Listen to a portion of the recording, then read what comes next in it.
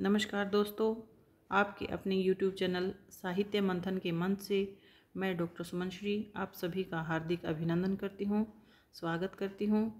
दोस्तों, यूनिट 5 की इस सीरीज़ में हमने पृथ्वीराज के रेवा तट से शुरुआत की है और आज हम छंद संख्या 16 पढ़ेंगे। इससे पहले हमने छंद 1 से लेकर 15 तक अपनी पिछली वीडियोज़ में कंप्लीट कर चुके हैं, जिनके विस्तार से हमने शब्दार्थ, भावार्थ इत्यादि अच्छे से समझ लिए हैं। अगर आपने पिछली वीडियोज़ नहीं देखी हैं तो मेरा आपसे अनुरोध है कि पहले पिछली वीडियोज़ 1 से लेकर 15 तक के छंदों को आप देखें, उसके बाद आप इसको अच्छे से समझ सकेंगे। तो चलिए शुरू करते हैं। छंद संख्या 16। जैसा कि आप सबको पता है कि पृथ्वीराज रासों में 69 सर्ग या इनको समय बोला गया है और ये रेवा तट 27वां समय है, इसको आप याद रखेंगे। तो चलिए शुरू करते हैं। छंद संख्या 16 और ये छंद कौन सा है? दूहा। अही बेली फल हथ ले, तो ऊपर तत्तार, मेछ मसरती सत्ती कए, बंच कुरानी बार। देखिए, सबसे पहले हमें ये समझना होगा कि ये दृश्य कहाँ का है। ये दृश्य शहाबुद्दीन गोरी की सभा का है। वहाँ पर शहाबुद्दीन गोरी ने एक प्रस्ताव रखा जिसमें पृथ्वीराज को नष्ट करने यानी उन्हें मृत्यु को प्राप्त कराने का बीड़ा है वो सभा में रखा, और जिसको किसने लिया? तत्तार खां ने। ये हम पहले भी चर्चा कर चुके हैं। तो चलिए सबसे पहले इसके शब्दार्थों को समझते हैं। अही बेली फल हथ ले। अही बेली का अर्थ होता है नाग बेल का फल, यानी आम भाषा में हम इसको कहते हैं सुपारी। उसको हाथ में लेकर फल हथ ले, तो ऊपर तत्तार, यानी तत्तार मारूफ खां, उसने क्या किया है? शपथ ली है। किसकी?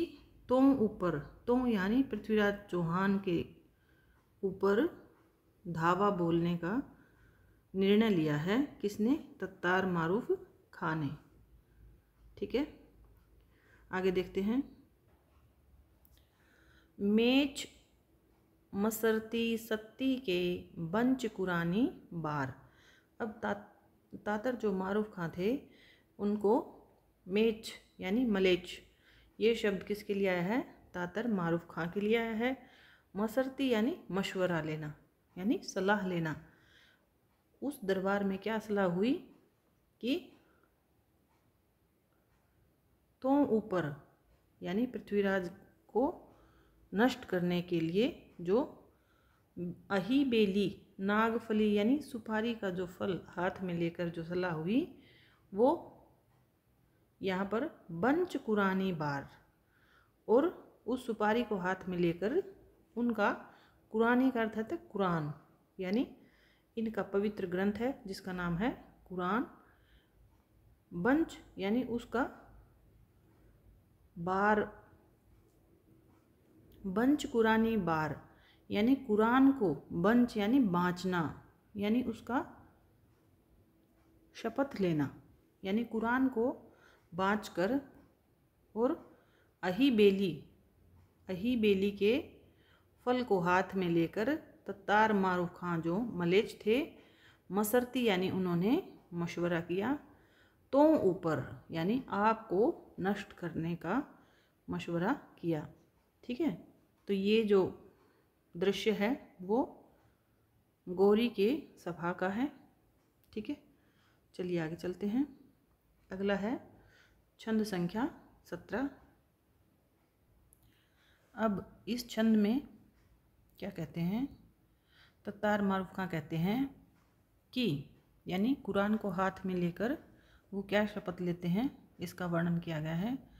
बर मुसाफ तत्तार शाह, मरन किती तन बान। यानी बर मुसाफ, मुसाफ यानी इनकी जो पवित्र पुस्तक है, पवित्र ग्रंथ है कुरान, उसके लिए प्रयुक्त हुआ है मुसाफ। और उस मुसाफ यानी उस कुरान की पुस्तक को हाथ में लेकर क्या कहा? तत्तार शाह, तत्तार खां ने क्या कहा? मरण किति तन बान, यानी तन को यानी शरीर को रणभूमि के लिए तैयार कर लिया है। तो मरण किति, इस पर मरना क्या, अर्थात मरने का अब कोई डर नहीं है। मरण किति, मरना क्या, अर्थात मरने से क्या डर है। आगे देखते हैं, आगे क्या कहते हैं? मैं भंजे लाहौर धर, लेहूं सुनीसु विहान, लेहूं सु निशु विहान, सुने दिल्ली सुल्तानम। अर्थात ये गौरी को क्या कह रहे हैं कि मैं का अर्थ है मैं, भंजे यानी उसको नष्ट करके, किसको? लाहौर को नष्ट, धरे मतलब धर लूँगा अर्थात उसको अधिग्रहण कर लूँगा, अधिकृत करके। लेहूं सुनी सु विहान, उसको विहान अधिकृत करके।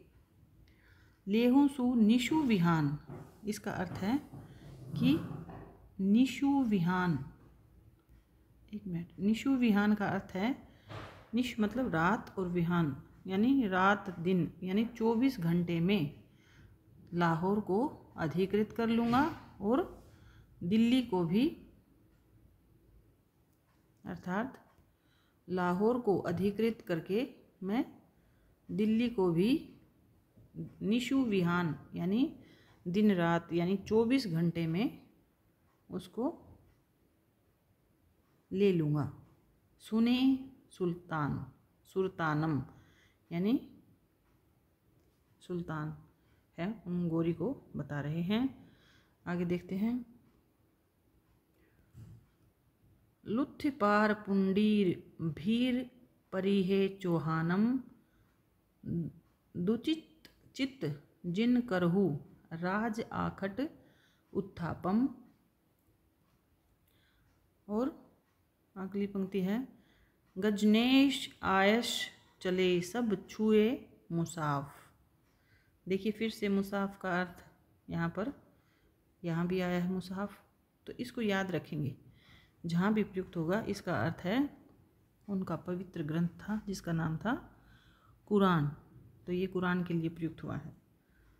फिर क्या कहते हैं? दिल्ली को भी ले लूँगा और क्या करेंगे? लुत्थि पार पुंडीर भीर परिहे चौहान, क्या करेंगे? लुत्थी पार पुंडीर यानी पुंडीर की लोथ पार करके, यानी उस पर आक्रमण करके, पुंडीर पर आक्रमण करके। भीर परिहे चौहान अर्थात चौहान पर भी आक्रमण कर दूंगा। फिर क्या कहते हैं? दुचित चित्त, एक मिनट, दुचित चित्त जिन करहु राज आखेट उत्थापम, अर्थात, और ये बात सारी कौन कह रहे हैं? तातार मारूफ खां गौरी से कह रहे हैं। और क्या बता रहे हैं कि दुचित चित्त जिन करहु, कि आप अपने चित्त में यानी मन में किसी प्रकार की भी दुचित शंका न रखें, जिन करहु न करें। क्यों? क्योंकि राज आखेट उत्थापम, जो राजा हैं वो क्या करने गए हुए हैं? आखेट खेलने में संलग्न है। कौन? पृथ्वीराज के बारे में बता रहे हैं। और आगे क्या बोलते हैं? गजनेश आयस चले सब छुए मुसाफ, अर्थात गौरी ने चढ़ाई बोल देने की आज्ञा दे दी और सब लोग चले सब छुए, और सभी सेना है या सभी लोग वो मुसाफ उस पवित्र ग्रंथ को छूकर चल पड़ते हैं। और जिसकी आज्ञा किसने दे दी? मोहम्मद गौरी ने। ठीक है, चलिए अगला छंद देखते हैं। अब तातर मारूफ खां थे वो सोच रहे थे कि पृथ्वीराज हैं वो शिकार में व्यस्त हैं और उनको पता ही नहीं है। लेकिन पृथ्वीराज को चंद पुंडीर का पत्र मिल चुका था और उसको प्रमाण मानकर क्या करते हैं, शठ मूर कोस मुकामम करी चढ़ी चढ़्यो चहुआन, चंद वीर पुंडीर को कगद करी परिवान। यानी शठ मूर कोश मुकाम करी, यानी गोरी की सेना से, है ना, युद्ध करने के लिए इधर पृथ्वीराज भी क्या करते हैं, वीर चंद पुंडीर के पत्र को कगद करी परिवान यानी प्रमाण मानकर, उस कागज के को प्रमाण मानकर यानी उस पत्र को प्रमाण मानकर चौहान पृथ्वीराज चौहान चंद पुंडीर वीर के उस पत्र को प्रमाण मानकर क्या करते हैं, प्रमाण मानकर 6 कोस 60 मुर 6 कोस पर मुकाम करते हुए चढ़ी चढ़्यो चहुआन, वो भी चढ़ाई के लिए चल पड़ते हैं। कौन? चहुआन पृथ्वीराज चौहान। ठीक है, अगला देखते हैं। अब अगला छंद देखते हैं। गोरी वे दल समूहों गो पंजाब परमान पुब रूपच्छी दहूं दिशा मिली चौहान सुरतानम। अब दोनों तरफ से, उधर मोहम्मद गोरी थे वो और इधर से पृथ्वीराज चौहान पूर्व और पश्चिम से भिड़ने के लिए चल पड़ते हैं।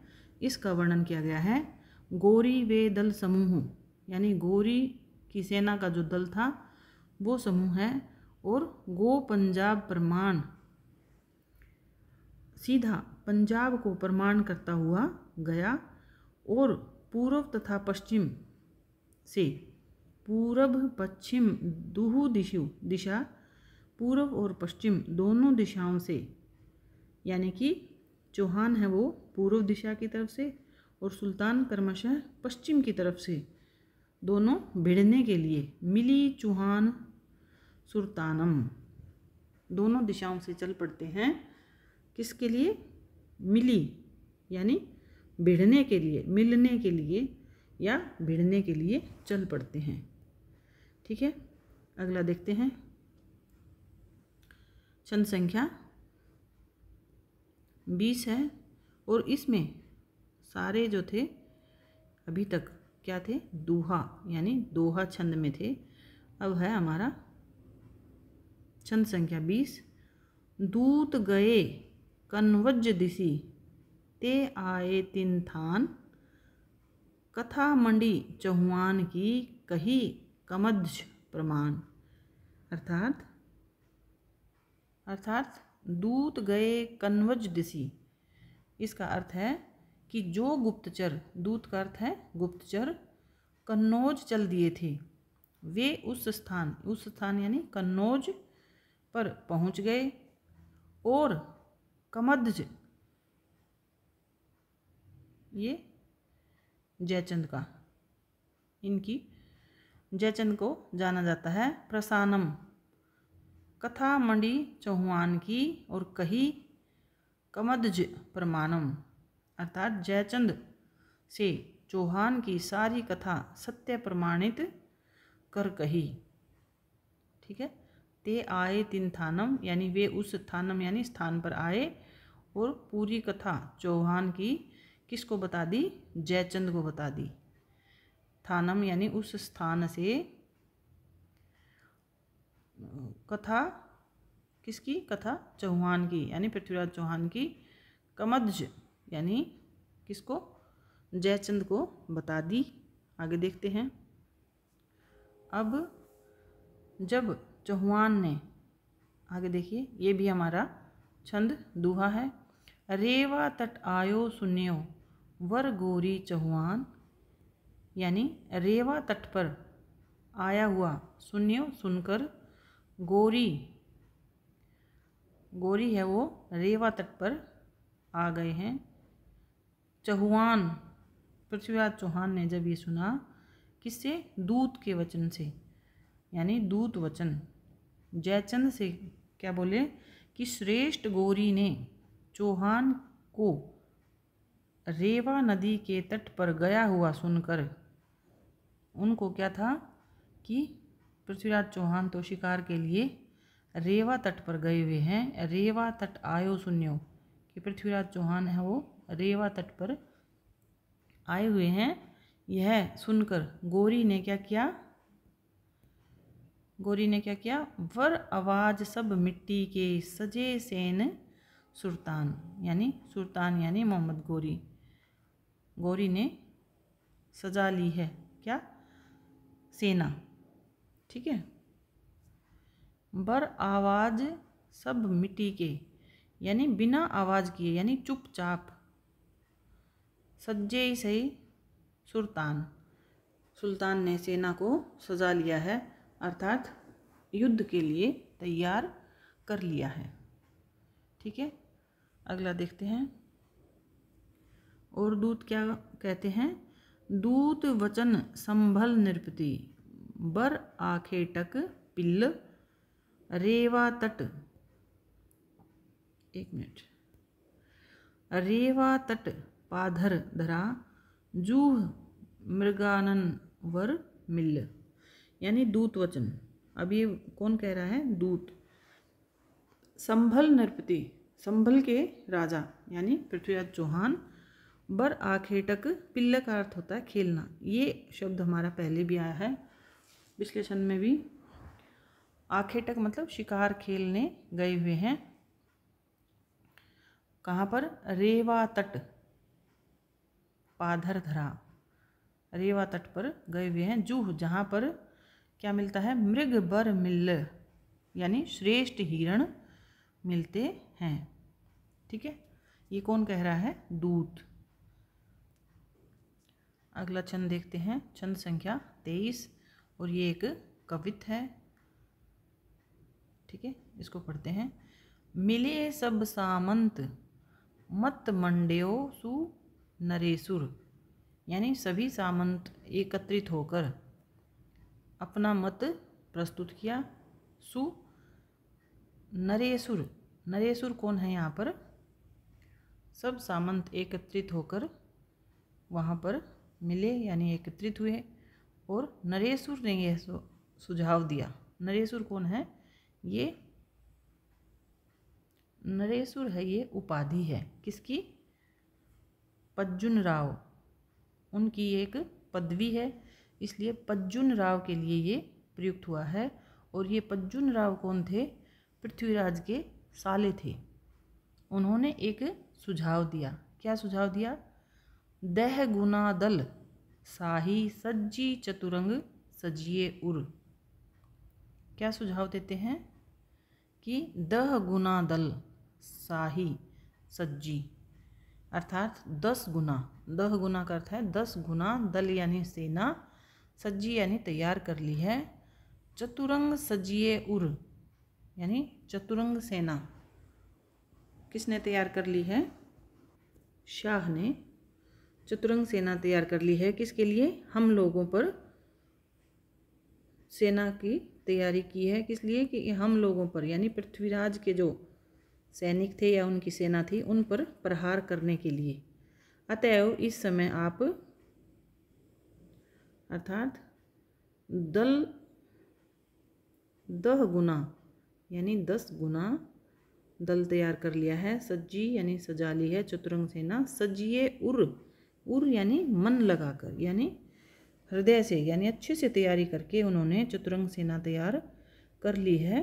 किस लिए? हम पर वार करने के लिए। मवन मत चुको न, यानी आप भी मन में अच्छे से विचार करके, सोई वर मत विचारो, यानी उसको बड़े विचार पूर्वक मन लगाकर, यानी शांति से कोई मत विचारो, कोई नीति बनाओ। बल घट्यो अपनो सोच पछिलो निहारो। और क्या कहते हैं पज्जुन राव? आपको याद होगा, पज्जुन राव नरेसुर, ये उनकी एक पदवी थी। ठीक है। और क्या कहते हैं, पृथ्वीराज से कहते हैं कि बल घटियो अपनो सोच पच्छिल निहारो, अर्थात पीछे जितने भी हमने युद्ध किए हैं उसके कारण हमारी जो सेना थी वो थोड़ी सी दुर्बल हो गई है। यानी बल घटियो, हमारा जो बल है, शक्ति है, वो घट गई है। अपनो सोच, ये बात आप सोच कर पिछलो निहारो, यानी पीछे जितनी भी लड़ाइयाँ हुई हैं उसके कारण हमारी सेना का बल है वो कमज़ोर हो गया है, और इसको आप अच्छे से सोच विचार कर कोई मत प्रस्तुत करें। आगे देखते हैं। तन सद सट्टे लीजे मुक्ति मुग्धि जुग्धि बंध गोरी दलह संग्राम भीर पृथ्वीराज बल अपमिति कीजे कलह, अर्थात तन यानी अंग, तन का अर्थ होता है अंग या शरीर। तन सद, तन सद, सद का अर्थ होता है शत यानी 100 या अनेक प्रकार से, सट्टे मिलाकर, दीजिए, क्या कीजिए, मिलाकर, लीजिए, मुग्धि जुग्धि बंध गोरी दलह, अर्थात विविध अंगों को मिलाकर और युक्ति पूर्वक गोरी की सेना को बांध लें, यानी उसको घेर लें, फिर चारों ओर से प्रहार करें। संग्राम वीर पृथ्वी बल अपमति कीजिए कलह, चारों ओर से प्रहार करके अतएव अपने आप उनको आपस में संग्राम यानी युद्ध भूमि में भिड़ जाने दीजिए, पृथ्वीराज के साथ उनको भिड़ जाने दीजिए। अपमति कीजिए कलह, यानी आप कलह मत कीजिए। ये कौन कह रहा है, सलाह दे रहे हैं एक सभा में पज्जुन राव, और वो कौन है, पृथ्वीराज के साले हैं, ठीक है, और जिनकी नरेशुर पदवी है। ओके, चलिए आगे चलते हैं। अगला छंद देखते हैं। अगला छंद भी कवित्व में है और इसमें भी कौन कह रहा है, पज्जुन। पज्जुन बताया था मैंने आपको, पृथ्वीराज के साले हैं और जिनकी एक उपाधि है और जिसका नाम है नरेसुर। ये देखिए यहाँ पे नरेसुर उनकी उपाधि है, नरेसुर है, पज्जुन राव है, तो आपको इसको याद रखना है, ठीक है। चलिए आगे पढ़ते हैं। सुनिए बत पज्जुन राव प्रसंग मसुक्यो देवराज बग्गरी सेन दे पाव कस्यो, तन सट्टे सटी मुक्ति बोल भारती बोले लोह अंच अड़त पत तरवर जिमी डोले, सुरतान चपी मुश्यो लग्यो दिल्ली नृप दल बनियो, भर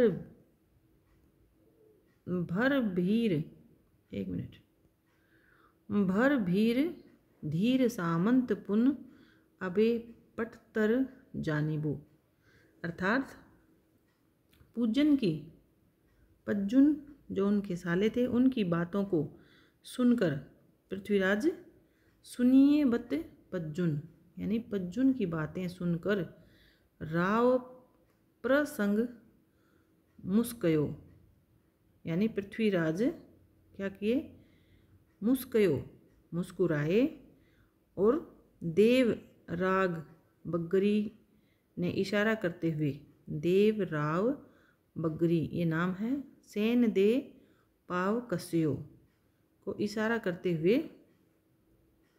क्या किया, तन सट्टे सटी मुक्ति बोले भारती बोले, अर्थात उनकी ओर व्यंग्य करते हुए अपने पैरों को समेटकर राव बग्गारी, ये है ना, देव राव बग्गारी सेन दे को पाँव कस्यो का मतलब अपने पैर समेट लिए, और तन सट्टे सटी मुक्ति शरीर से शरीर को सटाकर यानी विरोचित वाणी है, ठीक है, उपदेश, जैसे हम मंत्रणा करते हैं आपस में बातचीत करते हुए, ऐसी मंत्रणा के लिए उन्होंने शरीर को शरीर से सटाकर बोल भारती बोले। ठीक है, कौन बोले?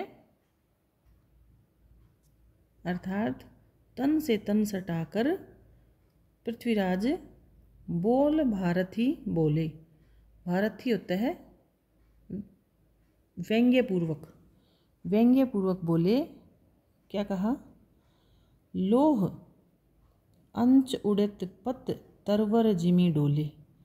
यानी लोहे से लोहा टकराने पर जो अंच यानी आँच आती है, उसके आँच से पत्तों के समान, तरवर यानी पेड़ों के पत्तों के समान, उड़त यानी उड़ जाते हैं, जिमी डोले जिस प्रकार डोलते हुए नष्ट हो जाते हैं, उसी प्रकार सुरतानम चंपी मनुष्या लाग्यो दिल्ली नृप दल बानियो। अर्थात, और ये किसके लिए बोल रहे हैं कि लोहे से लोहा टकराने पर जो आँच या चिंगारी उठती है, उससे जिस प्रकार पेड़ों के तरवर, पेड़ों के पत्ते डोलने लगते हैं, यानी हमारी युद्ध नीतियों को देखकर जो सुल्तान डर के मारे कांपने लगता है, सुल्तान चापी मनुष्य लाग्यो दिल्ली नृप दल बनियो। यानी वो सुल्तान हमारे ऊपर चढ़ाई के लिए, युद्ध में कांपते हुए चढ़ाई के लिए हमारे सर पर मनुष्यों चापी लगियो, हमारे सर पर आकर खड़ा हो गया है, यानी वो हमारी तरफ बढ़ रहा है। इस अवस्था में अब भी उससे कम नहीं है। यानी भर भीर धीर सामंत पुनः, अब उन सामंतों को धीर यानी धारण करना चाहिए, भीर डर को दूर करके अबे पंट तर जानिबो। अर्थात इस अंतिम पंक्ति में कहा गया है कि भर भीर धीर सामंत पुनः, यानी हमारे जो सामंत हैं इस गिरी हुई अवस्था में, यानी इस क्षीण अवस्था में अब भी उनसे कम नहीं है। यानी दिल्ली राज भी एक ऐसी सेना अवश्य तैयार कर लेगा जो शत्रु सेना की संख्या और सामंतों की वीरता बराबर ही समझनी चाहिए। चाहे हमारी सेना कितनी भी दुर्बल हो गई हो, लेकिन अब भी वो अब्बे पटारी जानिबो पंटतर जानिबो, यानी उनकी सेना के सामने हमारी सेना भी वीरता में किसी प्रकार भी कम नहीं है। ठीक है, इस प्रकार सभी सामंत जनों ने यही सलाह दी कि शत्रु हमारे बिल्कुल निकट आ गया है और अब पीछे नहीं हटना चाहिए और उसका संहार कर देना चाहिए। ठीक है, तो ये छंद संख्या थी 24। तो चलिए आज यहीं तक समाप्त करते हैं। कल फिर अगला छंद संख्या 25 से शुरू करेंगे। ऐसे ही ये क्रम से चलता रहेगा और इसमें कुल 150 यानी 150 छंद हैं, जिनमें से हम केवल 50 छंद ही करेंगे और इससे के बाद हम पूरा सार ग्रहण करेंगे और इसको समझने की कोशिश करेंगे, क्योंकि पूरी जो 150 छंद हैं ये सभी नहीं आते हैं। शुरू के हम 50 छंद ही काफ़ी हैं। वैसे तो 10 या 20 छंद ही अगर हम कर लेते हैं तो हमें जो पूरी जो ये कथा है, पूरा जो रेवा तट का वर्णित विषय है वो समझ आ जाता है। इसलिए हम कम से कम 30, अगर समय रहा तो 50 तक इसके छंद करेंगे, नहीं तो 30 तक ही कंप्लीट कर देंगे कल, और फिर हम अगला शुरू करेंगे। अगर उसके बाद हमारे पास ज़्यादा समय बचता है तो 30 से हम 50 तक का एक और वीडियो इस सीरीज में ऐड कर देंगे। ठीक है, तो कल हम इसको 30 छंद तक यानी 30 छंद तक कंप्लीट कर देंगे और रेवा तट को यहीं समाप्त करके अपना अगला हिंदी कविता का अगला जो विषय है उसको शुरू करेंगे। तो ठीक है, चलते हैं अपने नेक्स्ट वीडियो में मिलते हैं। तब तक के लिए धन्यवाद। और जितने भी हमारे 24 छंद कंप्लीट हो चुके हैं इनको समझ लीजिए अच्छे से, और 30 छंद कंप्लीट होते ही हम इस पूरी रेवा तट का एक सार रूप में आपके सामने प्रस्तुत कर देंगे, जिससे आपको पूरी कहानी समझ आ जाएगी कि रेवा तट पर क्या क्या घटनाएं हुई, जिसको समझकर आप ये अनुमान भी लगा पाएंगे, क्योंकि इसमें इन 30 छंदों में मोस्टली हमारे 50% जो पात्र हैं वो आ चुके हैं, और हमें पता चल चुका है कि घटना का विषय क्या है और किन किन के बीच में ये घटना हुई। ठीक है, तो चलिए मिलते हैं नेक्स्ट वीडियो में। तब तक के लिए पढ़ते रहिए, खुश रहिए।